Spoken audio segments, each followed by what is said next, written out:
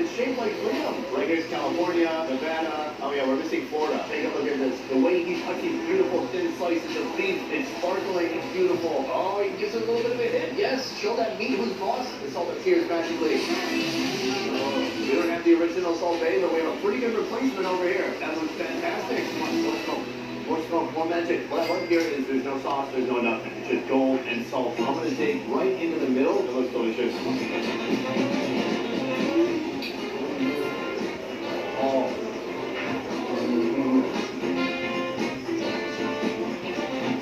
It's nice having some lamb and then some beef again. They're both equally juicy, nice clean flavors. I'm sure there's some kind of sauce if you want steak sauce, but no, why ruin it? It's pretty much perfect already. What's interesting is like most steakhouses that pride themselves that, oh, this is the finest whatever meat from the region of whatever. Here they say our freshest cut meat, which already means nothing, coated with 24-karat gold. And meat from where? What cut? What part of the cow? From what country? What grade of beef? Shut your mouth, don't worry about it. But I gotta say, have some trust for you here.